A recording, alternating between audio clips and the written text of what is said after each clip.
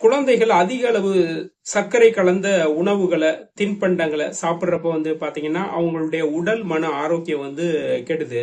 அதிக சர்க்கரை உணவுகள் கலோரிகளை கூட செய்யுது. சோ இது மூலமா உடல் பருமன் ஏறுது. இந்த உடல் பருமன் ஏறுறதுனால ரத்த அழுத்தம் இன்க்ரீஸ் ஆகும். இதய நோயும் வரும், நீரிழிவு வரும்னு டாக்டர்கள் சொல்லியிருக்காங்க. அதிக சர்க்கரை உணவுகள் ரத்தத்துல சர்க்கரை அளவை இன்க்ரீஸ் பண்ணுது. அதிக சர்க்கரை உணவு சாப்பிடுறதுனால பல்லு சொத்தையா ஏற்படக்கூடிய வாய்ப்பு இருக்கு. இது குழந்தைகளோட பல் ஆரோக்கியத்தை பாதிக்குது.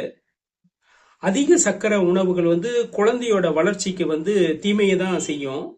இது பாத்தீங்கன்னா குழந்தைகளோட வளர்ச்சிக்கு தேவையான ஊட்டச்சத்தை பாதிக்குது.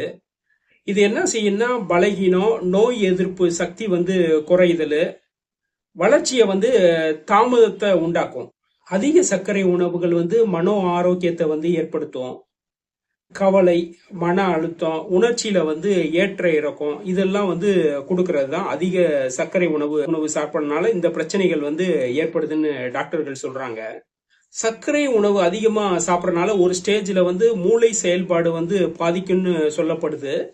அதனால கவனம், நினைவாற்றல் சக்தி குறையறதுக்கான வாய்ப்பு உண்டு அப்படின்னு சொல்றாங்க.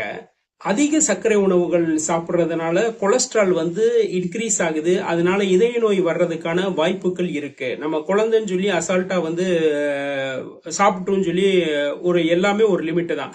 நீங்க சில குழந்தைகள் பாத்தீங்கன்னா அளவுக்கு மீறி வளர்ந்திருப்பாங்க. இது என்னன்னா ஒரு ஸ்டேஜ்ல போறப்ப பாத்தீங்கன்னா அவங்களால உடம்ப கண்ட்ரோல் பண்ண முடியாது. ஜிம்ல போய் உட்காந்து பண்றப்ப நம்மளே சில பேரை பாக்குறோம், ரொம்ப பரிதாபமா இருக்கும். ஆரம்பத்திலேயே நீங்க ஒரு நெறிமுறையோட வளர்த்துட்டீங்கன்னா உங்களுக்கு இந்த வகையான பிரச்சனைகள் ஏற்படுறதுக்கான வாய்ப்பே இல்லாம போயிடும். உங்களுடைய குழந்தைகளை அதிக சர்க்கரை உணவுகள் சேர்த்து சாப்பிட ஆரம்பிச்சீங்கன்னா அது ஒரு ஆரோக்கியமற்ற உணவு பழக்கத்துக்கு வழிவகுக்கும்.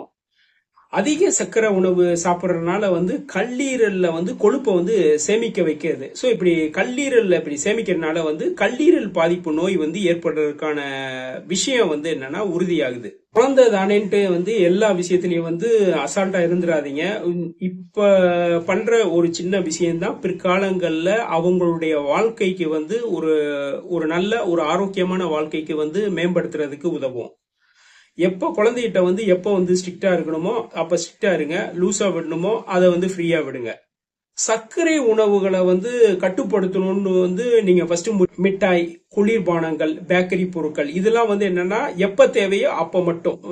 நீங்க நினைச்ச நேரத்துல போய் அவன் கேட்கறான்னு சொல்லி வாங்கி கொடுத்துறாதீங்க. அது பிற்காலங்கள்ல அவங்களுக்கே ஒரு யமனா மாறுறதுக்கு வாய்ப்பு இருக்கு. டாக்டர்கள் என்ன சொல்றாங்கன்னா பழங்கள், காய்கறிகள், புரதம் நிறைந்த உணவுகள் முக்கியம்னு சொல்றாங்க. தண்ணீர், இயற்கை குளிர்பானங்கள், அதாவது பாட்டில்ல அடைக்கப்பட்ட பழச்சாறுகள் பெருசா யூஸ் பண்ண வேணாம்.